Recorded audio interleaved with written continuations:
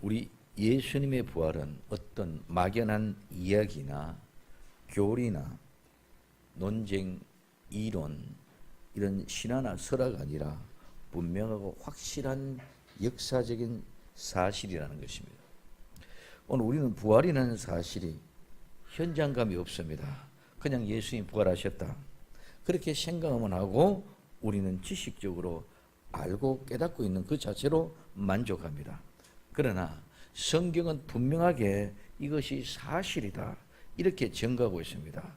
이 사실이라는 말은 우리의 아버지가, 우리의 할아버지가 옛날에 어떤 장군이었다, 그냥 장군의 막연한 그런 장군이 아니라 그 무용담, 그 전쟁 때 활약했던 활약상, 그런 얘기가 실제로 내게 느껴지고 모두가 졌을 때에 내 아버지에 대한, 내 할아버지에 대한, 내 조상에 대한 어떤 그런 확정적인 사실이 내가 되었을 때 더 내 부모님과 내 할아버지가 더 귀하게 와가 닿아지는, 막연하게 모르고 그런 그때 당시에 그런 장군이었단다, 이것보다도 그 전투에서 이런 무용담을 가지고 있단다, 이렇게 우리 백성들에게 추앙을 받았단다, 이렇게 모든 일에 해서 모든 사람에게 큰 기쁨을 주고 나라의 국난을 이기고 극복해낸 사람이었단다, 이렇게 하는 거하고 그냥 막연하게 너희 장군이어서 어떤 그런 인물이었어, 이렇게 하는 것과는 엄청난 차이가 있다는 거예요.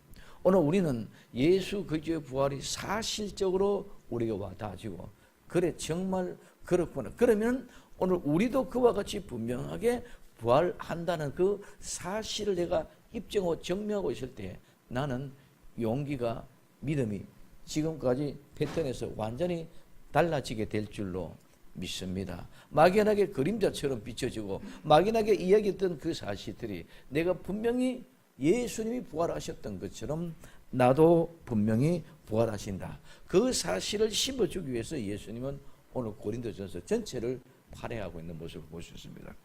그래서 예수님이 부활하셨다는 사실들을 나타내 보이시고 말하고 있습니다. 이 보이시다는 말은 보다, 보이다, 나타나다, 경험하다, 동료하다는 이런 뜻인데, 이 말은 수동적으로 우리에게 보여주실 때는 하나님은 능동적으로 우리에게 나타내 보여주시고, 우리는 그것을 보게 될 때 수동적으로 보게 됩니다. 그때는 오늘 내가 경험하게 하다, 내가 목격하게 하다, 내가 보게 하다. 그래서 내가 예수님이 나타내 보여주신 것은 예수님이 나타나서 내가 보고 경험하게끔 만들어주는 사실입니다.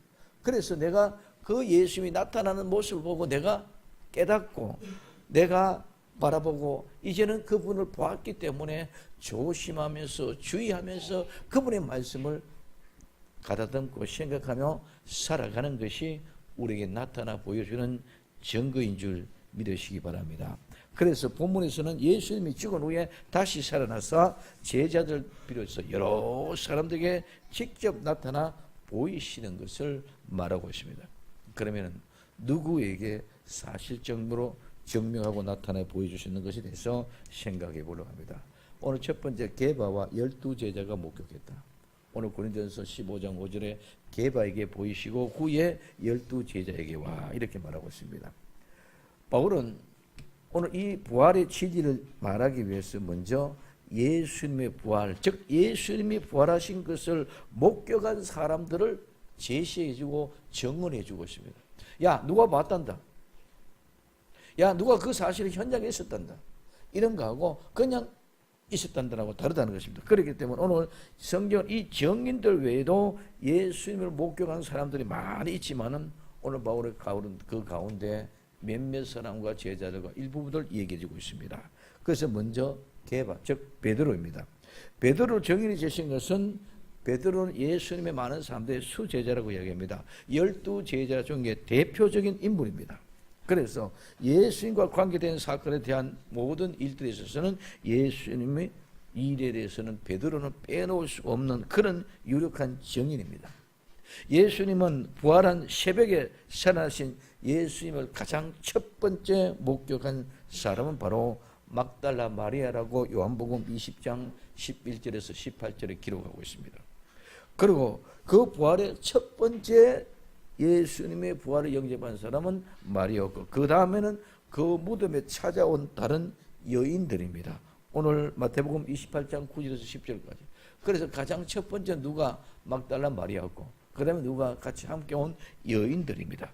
그리고 베드로에게는 실제적으로는 세 번째 나타나 보였었습니다. 오늘 누가복음 24장 34절에 말하기를 주께서 과연 살아나셨도다. 그래서 베드로가 보고 과연 예수님이 다시 살아났다는 사실을 확정해 줍니다. 그 다음에 12제자가 목격했습니다. 베드로 다음에 부활하신 예수의 목격한 사람들은 12제자입니다. 오늘 이때는 12제자 중에 도마가 첫 번째 나타나지 없을 때 예수님이 나타났습니다. 그래서 실제적으로는 이때는 제자들이 10명이었죠. 가룟 유다가 배반하고 장자가 터져서 죽고 빠졌습니다. 그리고 도마가 그 시간에 오늘 말하면 예배 시간에 빠져서 없었어요. 그래서 그 10명이 있는 상황 속에 있습니다. 그래서 오늘 마가복음 16장 14절에 그 후에 11제자가 음식을 먹을 때에 예수님께서 저에게 나타나서 저희 믿음 없는 것과 마음이 완악한 것을 꾸짖으시니 이는 자기 살아난 것을 본 자들의 말을 믿지 아니하매라. 오늘 우리는 많은 사람들이 예수님이 부활하셨다 이 사실을 얘기하고 있음에도 불구하고 마음이 완악해져서 믿지를 않는다는 것입니다. 뭐냐? 이론을 아는데 예수님 살아났다는 건 아는데 실질적으로 내게 믿음으로 와닿아지지를 않는다는 것입니다. 오늘 우리는 많은 사람들이 내가 조금 알고 있는 지식으로 막연하게 알고 있는 것을 가지고 그것이 믿음으로 착각하고 있습니다. 나는 믿음이 있다고 생각하고 있습니다. 오늘 우리는 내가 알고 있는 지식이 절대로 믿음이 아니라 믿음은 내가 와서 성화되고 실제적으로 이루어져야 그것이 믿음인 줄 믿으시기 바랍니다. 그러면 오늘 우리는 믿음의 삶의 실제가 이루어진다는 뭡니까? 예수를 믿는 믿음으로 내가 예수님이 부활했다. 그럼 부활하신 예수님은 이제는 죄와는 상관없는 사람인 줄로 믿습니다. 또한 나 또한 이제는 예수님이 부활하셔야 왜냐하면 나의 모든 죄를 예수님이 무덤에서 장사 지내고 모든 죄를 다 화장해서 다 불태워 없애버렸어요. 그럼 나도 이제는 죄가 없는 사람의 모습이 되어졌습니다. 그러면 부활의 신앙이 사람이 되어지면 이제는 절대적인 죄와는 상관없는 믿음의 삶을 살렸고 실제가 이루어져야 이게 진정한 예수의 부활의 신앙을 믿는 사람들의 모습인 줄로 믿습니다. 이게 교회에 와서는 예수 믿고 예배를 드리는데 밖에 나가서는 똑같이 세상 사람같이 살아가는 그 모양과 그 모습은 절대로 우리는 믿음 있는 것이라고 얘기할 수 없는 것입니다. 예수님은 믿습니다. 말은 하고 있죠. 교회는 나왔습니다. 그러나 예수 믿는 실제가 없으면 오늘 그는 믿음이라고 얘기할 수 없다는 것입니다. 그래서 지금 음식을 먹을 때에 예수님께서 제자들에게 나타나서 저희 믿음 없는 것을 마음에 완악한 것을 꾸짖습니다. 왜? 살아났다는 사람들의 말을 믿지 않는다는 거예요. 오늘 이와 같은 모습 속에서 있습니다. 이제 누가복음 24장 36절 이 말을 할 때에 예수님께서 친히 그 가운데 서서 가라사대 너희에게 평강이 있을지어다 하시니. 자, 오늘 마가복음 16장에서는 11제자 즉 유다만 빠지고 11제자가 같이 식사를 할 때의 모습이었고 오늘 누가복음 24장에는 이 말할 때는 모두가 다 불안했어. 예수 믿는 사람들 잡아 죽신다는 생각 속에 불안해 있습니다. 그래서 불안에 덜덜덜 떨고 있는 사람들이 오늘 쉽게 말하면 숨어서 함께 모여 있을 때 그때에 예수님이 불안하고 초조한 가운데 있는데 떡 나타나셔서 너에게 평안이 있을지어다 합니다. 문을 닫고 모두가 다 불안하고 초조한 가운데 있는데 오늘 문이 열려지지 않았는데 예수님이 떡 나타났습니다. 부활하신 주님은 시간과 공간의 제약을 받지 않습니다. 그런 시간과 공간의 제약을 받지 않고 있는 제자들의 무리에 나타나서 너에게 평안이 있을지어다 합니다. 이때 도마가 없었을 때입니다. 그리고 오늘 요한복음 20장 19절에 똑같은 말씀입니다. 이날 곧 안식 후 첫날 저녁 때에 제자들이 유대인들을 두려워하여 모인 곳에 문을 닫았더니 예수님께서 오사 가운데 서서 가라사대 너에게 평안이 있을지어다.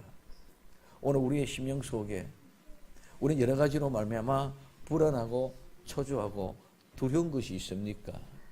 또 이 세상의 어떤 일들로 말미암아 내가 불안하고 초조하고 두려운 것이 있습니까?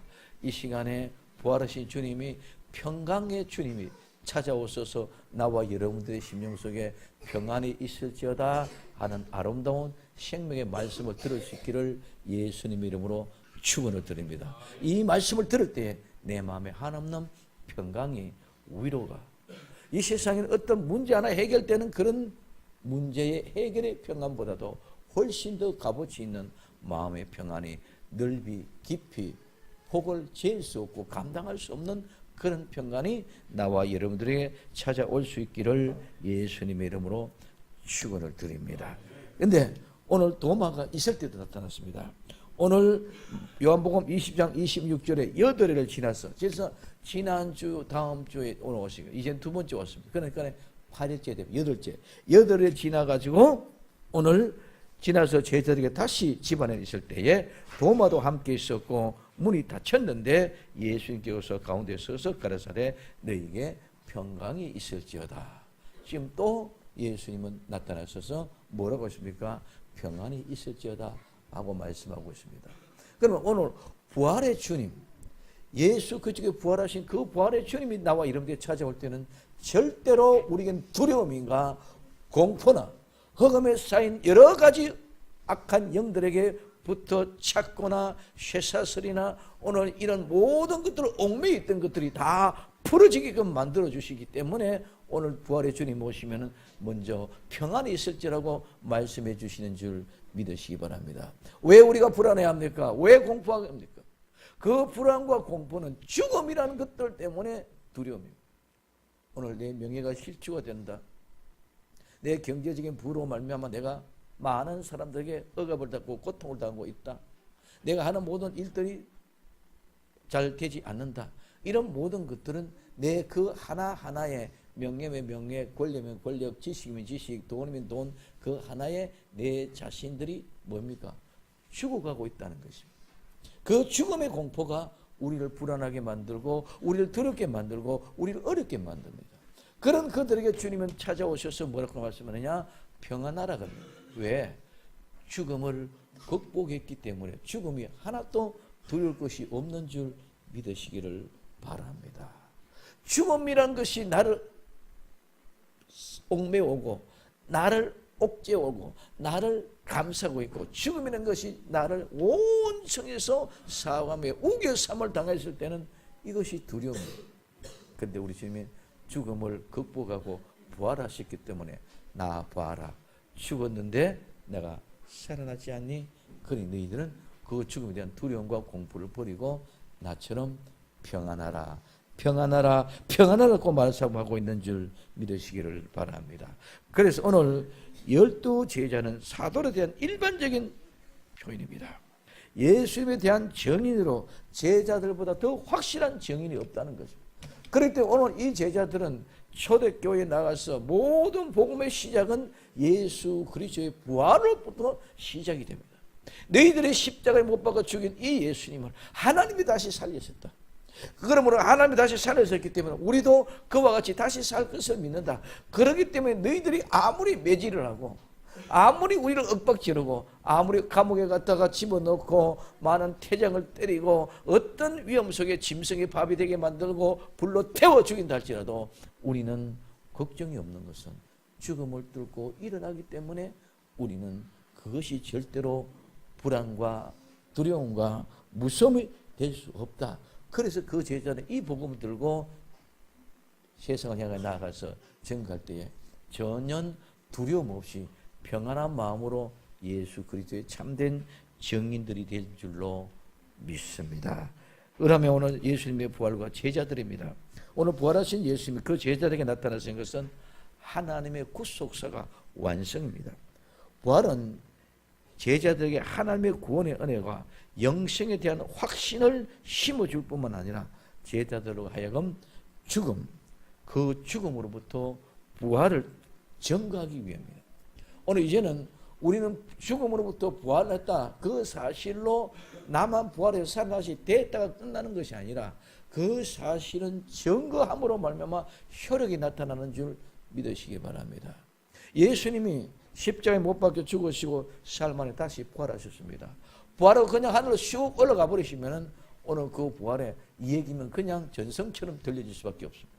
그런데 예수님은 40일 동안 오늘 이렇게 게바에게 보이고 제자들에게 보이고 여인들에게 보이고 많은 사람들에게 보여주며 한 사람 한 사람들에게 증거를 해주셨습니다. 왜?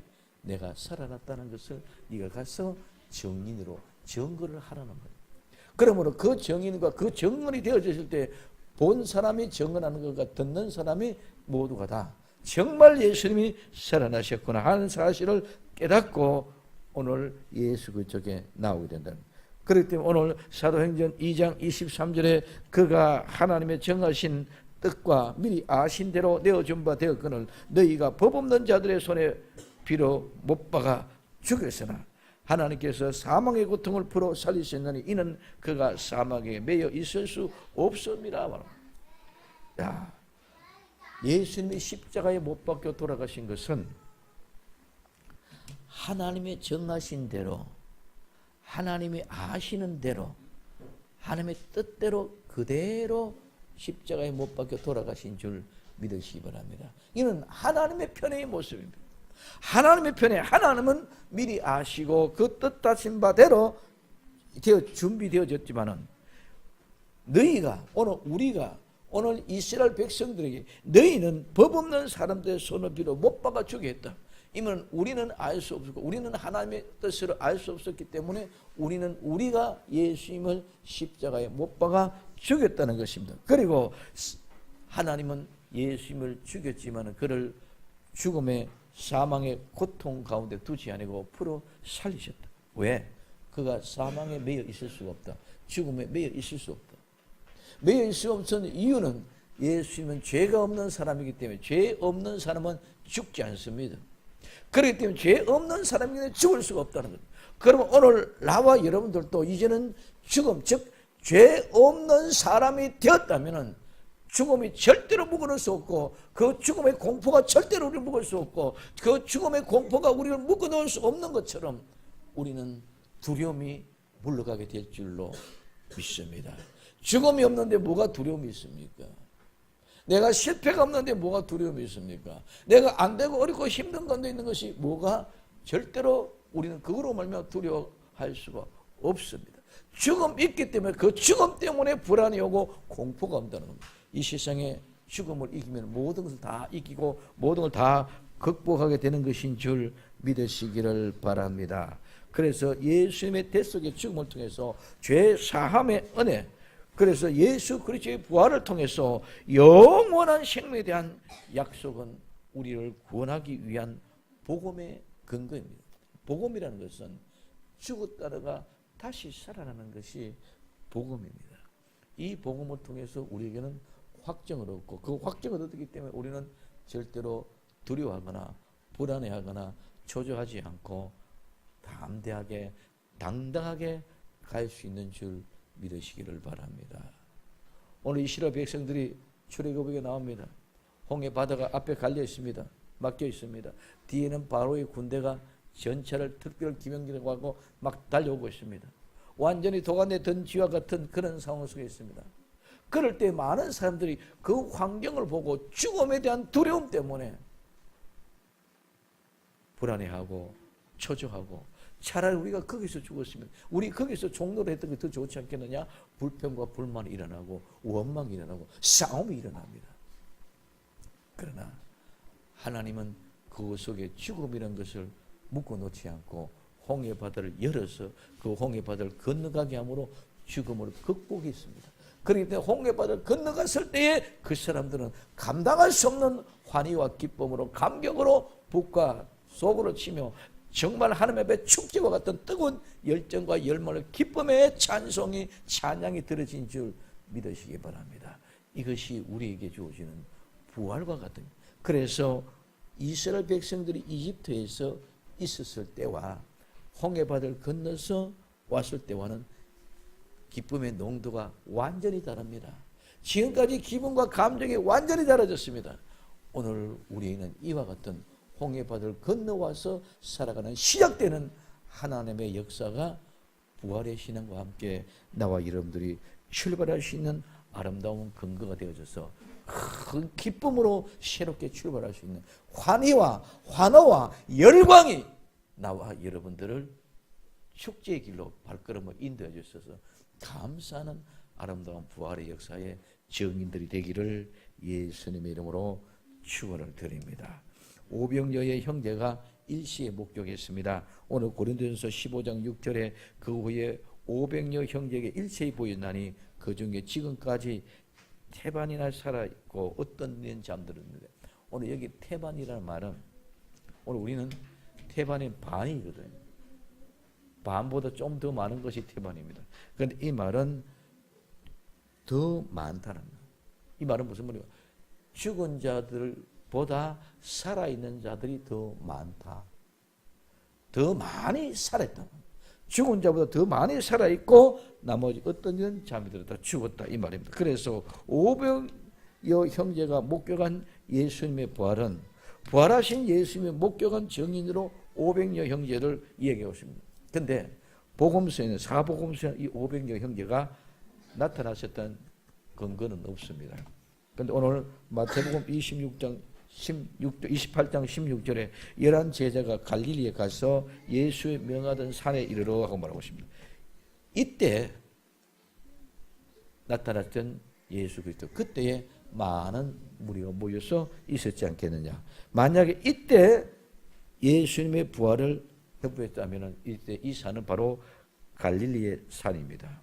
이 11 제자들이 생전에 예수님에 따르던 많은 갈릴리 사람들이 같이 예수님과 함께 목격되어지는 그런 현장이 아닌가 이렇게 생각해 봅니다. 그래서 여기서 예수님은 11 사도들에게만 얘기한 것이 아니라 오늘 많은 무리가 같이 있을 때 함께 보여주실 것이다. 그때 오늘 11 제자들에게는 너희는 모든 족속에 가서 제자를 삼아 아버지와 아들과 성령의 이름으로 세례를 주고 내가 너에게 분부한 모든 것을 가르쳐 지키게 하라 하시는 지상 명령이 내린 곳이 바로 이곳이지 않겠느냐 이렇게 생각합니다. 그 다음에 대중들에게 일시에 목격에 나타난 예수님 부활은 부활하신 예수님이 일반 대중에게도 나타나신 거예요. 이 사건은 성천하실 때에 오늘 사도행전 1장 9절에서 11절까지 하나님 예수 그쪽에서 성천한 하늘로 올라가실 때에, 그 다음에 오늘 아까 말씀드렸던 갈릴리에서 오는 갈보리 산에서 올라갔을 때 부활하실 때 첫 번째 모습, 그러면은 부활하실 때의 모습의 증거가 현장이 되는 것은 갈릴리 안산이었고, 성천한 것을 증명해 주기 위해서는 오늘 이야기하는 사도행전 1장 8절 이하의 말씀이 되게 되어 있습니다. 그러므로 오늘 우리는 이 성천을 알리는 것, 부활을 알리는 것 모두에게 돼. 한 사람 누구에게만 보여준 것이 아니라 모든 사람들에게 다, 그 옷에 있는 사람들에게 다 보여주신 것인 줄 믿으시기를 바랍니다. 그래서 복음은 특정인에게나 일부 계층만을 위한 것이 아니라 만민을 위한 복음이다. 근데 그 복음의 비밀은 하나님의 계획하심에 따라 택한 바 된 사람들만 그 복음을 믿게 되어져 있다는 것입니다. 그래서 마가복음 16장 15절에 또 가라사대 너희는 온 천하에 다니며 만민에게 복음을 전파하라. 만민에게 복음을 전파하라. 오늘 로마서 1장 16절 내가 복음을 부끄러워하지 아니하노니 이 복음은 모든 믿는 자에게 구원을 주시는 하나님의 능력이 됨이라. 첫째는 유대인이요 또한 헬라인에게다. 유대인이나 헬라, 즉 이방인에게나 유대인이나 오늘 구분 없이 복음은 전파되는 것입니다. 그래서 모두에게 전거되어지는 이 아름다운 복음의 능력, 나와 여러분들뿐만 아니라 모든 이방인들도 예수 그리스도 믿지 않은 사람들에게도 나타나 전거했던 그 예수님을 보여주고 드러내주고 나타낼 수 있는 능력한 일꾼들이 되기를 예수님으로 부탁을 드립니다. 그 다음에 역사적인 사건입니다. 오늘 예수님께서 말씀하셨는데 태반이나 살아있고 죽은 자보다 살아있는 사람이 더 많다. 이 살아있고 이 말은 살아있다, 남아있다는 말입니다. 머물러 있다는 것입니다. 이 말은 많은 사람이나 물건이 제자리에 남아있다는 거예요. 비유적으로는 자신이 처한 영역에서 머물러 있다는 이 말입니다. 이 말은 그대로 남아있다고 요한복음 19장 31절에 표현하고 있고, 오늘 요한 2서 1장 9절에는 예수님의 교훈에 머물러 있다고 말하고 있습니다. 오늘 히브리서 7장 3절에서는 내가 영원한 제사장으로 머물러 있다고 표현했습니다. 이 말은 예수님의 부활 그 정인들을 이야기할 때에 예수님의 고난과 죽음 이후에 부활하시고 나타내 보여줬던 그 목적자들이 지금 현재로 살아있다는 역사적인 사실을 증명해 주고 있습니다. 오늘 12제자를 뿐만 아니라 오늘 베드로 뿐만 아니라 오늘 많은 500여의 형제들 중에서 지금도 태반에 즉 죽은 자보다 살아있는 사람이 더 많이 현재 역사적인 사실로 남아있다는 것입니다. 그렇기 때문에 오늘 이 말은 더 많은 사람이 살아있다. 예수님의 부활한 엄연한 역사적인 사실이다. 본 사람이 이렇게 많이 있다. 그렇기 때문에 예수님의 부활은 과거의 어떤 한 시간 속에 묻혀버리고 많은 어떤 신화나 오늘 환상이 아니라 지금 현재도 많은 사람들이 살아남아 있다고 이야기하고 있습니다. 그렇기 때문에 오늘 바울이 이야기하는 이 당시에는 예수님을 실질적으로 부활하신 사람들이 보고 살아있는 사람들이 많이 있었는 줄 믿으시기 바랍니다. 그러면은 오늘 우리는 그때 그 사람들은 본 사람 있기 때문에 본 사람 믿는 입으로 증명하고 역사적인 사실도 얘기하지만 오늘 우리는 본 사람이 아직 아무도 없는데요. 그 사실을 이야기하기 위해서 사도 바울은 자기를 이제 이야기합니다. 자, 그렇기 때문에 오늘 이거는 역사적인 사건은 과거에 예수님이 한 사건에 부활했다. 그래 그 본 사람도 있다. 그 자신도 분명히 확실한 역사적인 사건이기 때문에 그대로 있었던 실제인 줄 믿으시기 바랍니다. 그러니까 그 실제는 그 사실 실제는 그 현장에만 있는 게 아니고 그 역사라는 것은 계속 지금도 오늘도 지속되어지면서 있었다는 사실은 입증되는 줄 믿으시기를 바랍니다. 그래서 이거는 실제적인 사건이다. 그래서 예수님의 부활은 믿음 안에서 지금도 정언할 수 있는 영원한 현재적인 사건이다. 이렇게 이야기하고 있습니다. 그럼 오늘 우리는 야고보와 바울이 또 목격했다. 오늘 고린도전서 15장 7절 8절에 그 후에 야고보에게 보이셨으며 그 후에 모든 사도에게와 맨 나중에 만삭되지 못하여 난 자와 같은 내게도 보이셨느니라고 말하고 있습니다. 자, 야고보가 목격한 예수님의 부활. 예수님의 부활 한 사람 한 사람 모두가 중요합니다. 오늘 야고보를 제시하고 있는 것은 야고보는 예수님의 실제 동생입니다. 그래서 야고보로 말하는데 두 가지가 있습니다. 첫째는 그가 예루살렘 교회의 대표입니다. 오늘 사도행전 15장 13절에 말을 마치고 야고보가 데려와야 가로되 형제들아 내 말을 들으라. 문제가 있었을 때 모든 문제를 가지고 이제 내 말을 들으라고 야고보가 이야기합니다. 이 사건이 뭐냐? 바울이 이방 교회에 가서 복음을 전했을 때 이야기했던 그 모든 사실을 증거했을 때에 오늘 그때 당시 오늘날 말하면은 총회장인 야고보가 내 말을 들으라 얘기하는 말입니다. 그러면 사도행전 21장 18절에 그 이튿날 바울이 우리와 함께 야고보에게 들어가니 장로들도 다 있더라. 오늘 사도 갈라디아서 2장 9절에 또 내게 주신 은혜를 알므로 기둥같이 여기는 야고보와 게바 요한도 나와 바나바에게 교제의 악수라 했으나 이는 우리는 이방인에게 저는 할례 자에게로 가게 하려 함이라고 했다. 그래서 야고보는 누구예요? 기둥같이 여기고 있었다. 그래서 예루살렘 교회의 대표적인 인물이 야고보다. 그래서 유대인 교회에는 대표적인 인물이기 때문에 야고보를 얘기할 뿐만 아니라 둘째는 이 야고보는 바로 예수님의 친동생으로서 육신의 가족 가운데서 대표적인 인물이라는 것입니다. 야고보는 예수님이 생전에 계실 때는 믿지 않았습니다. 요한복음 7장 5절에 예수님을 형님을 갖다가 당신이 정말 이 세상을 위한 사람이면 가서 나타내게 하십시오. 예루살렘에 가서 나타내십시오. 이렇게 얘기하는 겁니다. 그러므로 예수님이 부활하신 예수님을 보고 이제 야고보도 믿게 되었습니다. 그렇기 때문에 오순절 성령의 강림을 기대하면서 다락봉에서 하며 기도할 때에 120명의 성도들 가운데 한 사람으로 오늘 야고보도 남아 있었습니다. 오늘 사도행전 1장 14절에 여자들과 예수의 모친 마리아와 예수의 아우들도 더불어 마음이 같이하여 전혀 기도에 힘쓰니라. 예수님의 아우들, 여기에 오늘 누구? 야고보. 야고보는 후에 예루살렘 교표가 되었고, 오늘 야고보서는 예수님에 대한 기대가 그 속에 있습니다. 그래서 야고보서 5장 7절과 8절에 그러므로 형제들아 주의 강림하시기까지 길이 참으라. 예수님이 다시 올 때까지 길이 참으라. 보라 농부가 땅에서 나는 귀한 열매를 바라고 같이 참아 이른 비와 늦은 비를 기다리나니 너희도 같이 길이 참고 마음을 굳게 하라. 주의 강림이 가까우니라. 그래서 예수님의 동생 야고보는 예수님의 재림을 기대하면서 오늘 있었다는 사실들을 오늘 우리는 볼 수가 있습니다. 그 다음에 모든 사도가 목격한 예수님.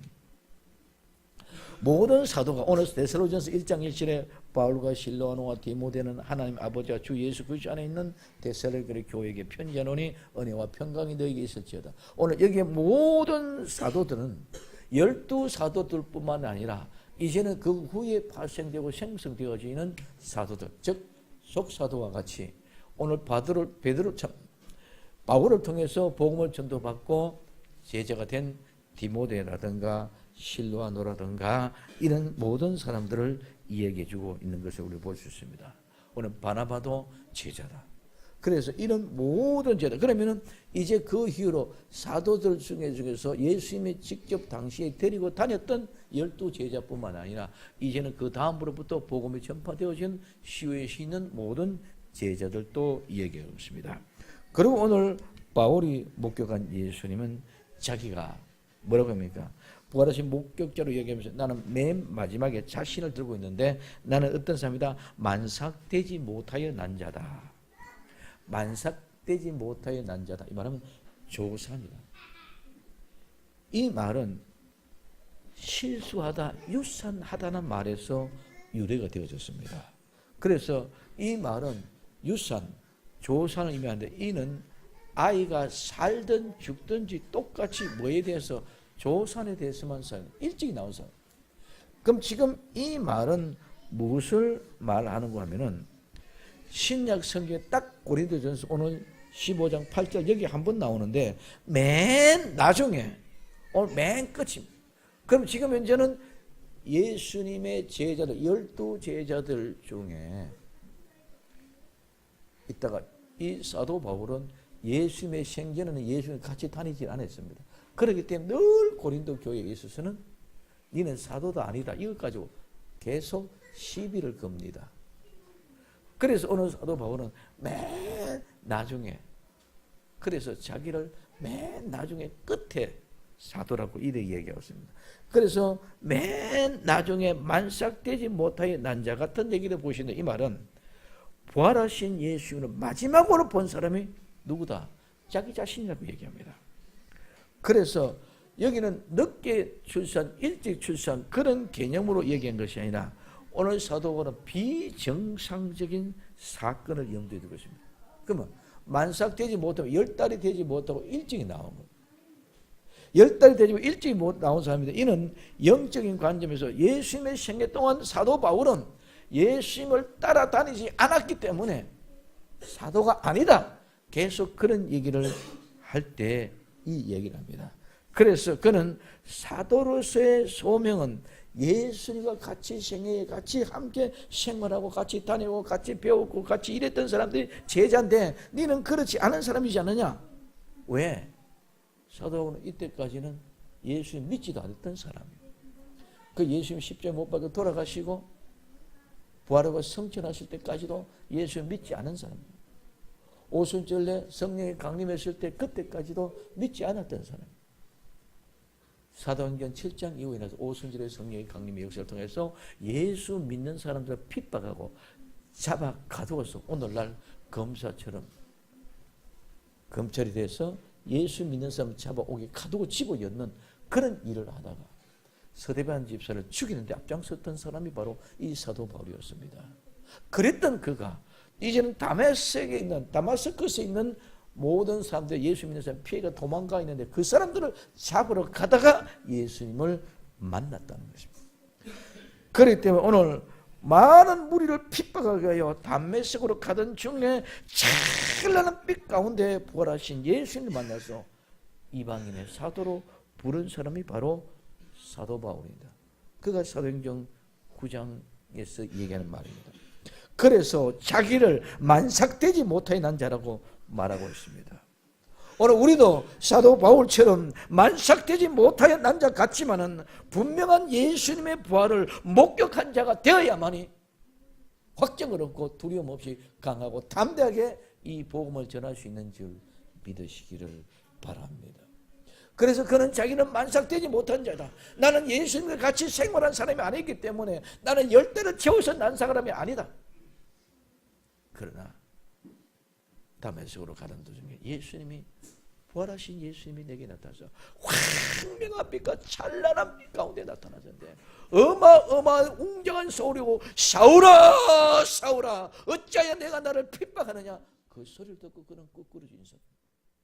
그때 가던 사람들은 모두가 다 오늘 말하면 수사관을 데려갔다면 수사관들은 그냥 천둥 소리만 들렸어요. 무슨 일이 일어난지는 모릅니다. 사도 바울에게는 그 확실한 경험이 예수님이 부활했다는 사실을 분명히 알고 믿고 확정되어졌어. 그래서 오늘 지금도 나는 만삭되지 못하게 난 자라고 왔다. 오늘 그러므로 이후에 나타난 모든 예수 그리스도의 부활의 참된 증인들은 모두가 다 만삭되지 못하여 난 자와 같이 맨 끝에 있는 나와 여러분들도 이 예수 그리스도의 부활을 목격하고 현장에서 참된 증인이 되어서 이와 같이 예수의 부활을 목격한 자들의 증거되어지는 그 능력이 있는 믿음의 사람들이 오늘 또 계속 증거하고 있기 때문에 나와 여러분들 그 역사적인 사실 앞에 굴복하고 나도 그 현장에 대해서 그 감동과 그 감격과 그 기쁨이 나와 여러분들의 심령 속에 충만하게 넘쳐나는 귀한 역사가 일어나기를 예수님의 이름으로 부탁을 드립니다. 예수님의 부활은 그냥 막연한 것이 결코 아닙니다. 예수를 믿지 못하던 제자들에게 일일이 나타나 보여주시고 전가 예수님, 그 외에 여인들에게 또한 많은 대중들에게 일시에 500여 형제에게 나타나 보여주신 예수님, 분명한 확실한 증거를 주시면서 확정하셨습니다. 부활은 분명한 사실입니다. 역사적인 사실로 증명되어 많은 사람들이 보고 확실한 사실을 증명한 것입니다. 무엇으로? 나타내 보여주심으로.